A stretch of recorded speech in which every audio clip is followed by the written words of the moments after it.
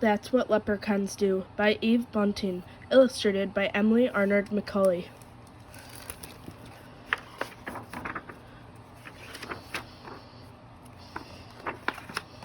The three leprechauns sat under the chestnut tree. Art looked up at the cloud-filled sky. "It's coming," he said, "and there's work to be done." Boo and Cole put on their red shoes and their caps, and strapped their packs to their backs. "We're ready," Boo said, "but why is it always us that has to put the pot of gold at the end of the rainbow?" "Especially since not a single soul ever finds it," Cole added. Art looked from one of them to the other. "Don't be asking," he said. "It's leprechaun duty, so it is, and it follows. Remember, it's coming, so there'll be no time for mischief along the way." They walked in line, the one in front of the other one behind. No mischief along the way," they chanted. But when they got to the Ballybunion farm, they saw Mrs. Ballybunion's cow, Pansy, standing in the field. Ari whipped out the little bottle of red paint he kept in his backpack for leprechaun business. He ran across to Pansy. "Stand still, my lovely," he told her, and he painted her hooves scarlet red. Pansy looked down. "Pretty," she said. "Imagine Mrs. Ballybunion's face when she comes to milk you," Ari shouted. He and Boo and Cole rolled over and over in the grass, laughing. "She'll think I've been to a dance." Pansy did a couple of small hopping steps to demonstrate. The leprechauns clapped and whistled. "We'd be delighted to join you in a waltz or two," Ari exclaimed, "but we're in a desperate hurry." "I thought there was to be no mischief along the way," Boo reminded him. "Ugh, sure, but I couldn't help myself. Mischief's what leprechauns do," Ari said. "Along with our more important duties," he glanced up at the tatters of clouds in the sky, "and we better not delay, for we've delayed enough already." But as they were passing old Jamie Bradley's house, they saw Jamie's gray woolen lawn john spread out to dry on his hawthorn hedge. The leprechauns looked at each other and grinned. Quick as a cat pounce, they ran across to the hedge and stood one on top of the other and the other on top of him. Ari reached up and tied the two Long John legs together in a tight knot.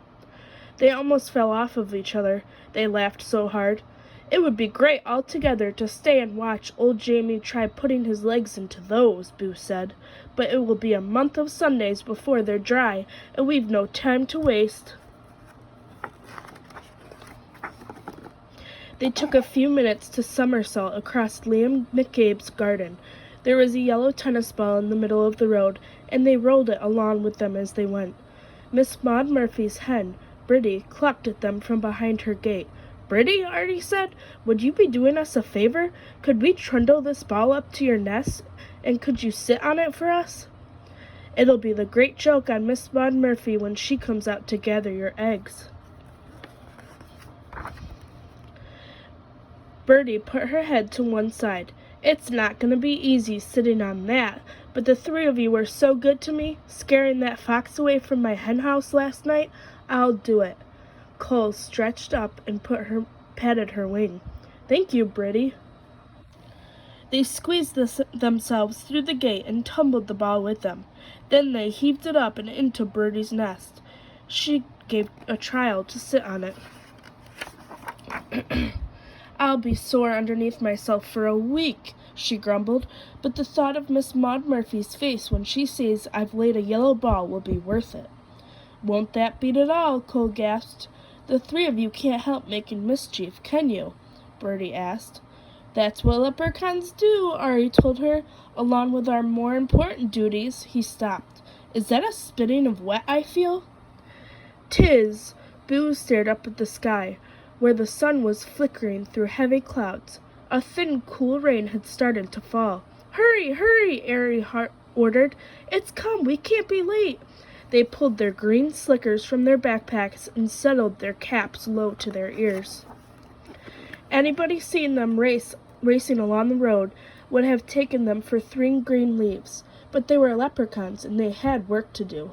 "Get them out, boyos, get them ready," Ari said. They took their little spades from their backpacks. Then they stopped for a minute to look up at the rainbow. Blue and green and yellow and pink. That was arched across half the sky. "There it is," Ari said with satisfaction. "Come on." They dashed across Paddywhacker's bog, found the place there where they kept the pot of gold buried for just such a rainbow occasion, and dug it up. Ari stood in the middle of the bog. "Here," he said. The three of them placed the pot of glittering gold in just the right spot, and watched the rainbow curve itself all the way down till it ended on top of the pot.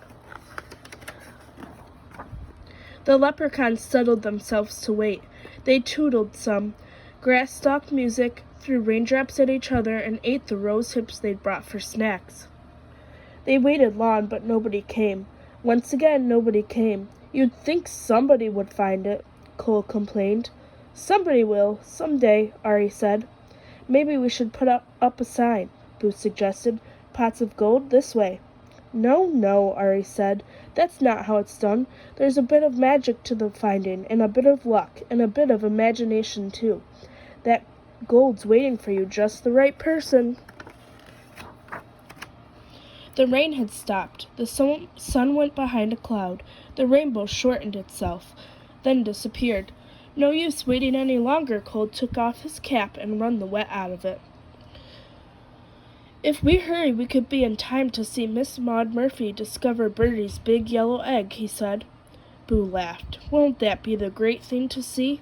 "All right, then," Ari said. "We'll put a rush on this." They buried the pot again in its usual place. Ari patted the smoothed-down bog dirt. "Don't worry, Pot," he whispered. "We'll be back to get you on the next rainbow day. Now we're off again to see what new mischief we can find. For besides our important duties, that's what leprechauns do."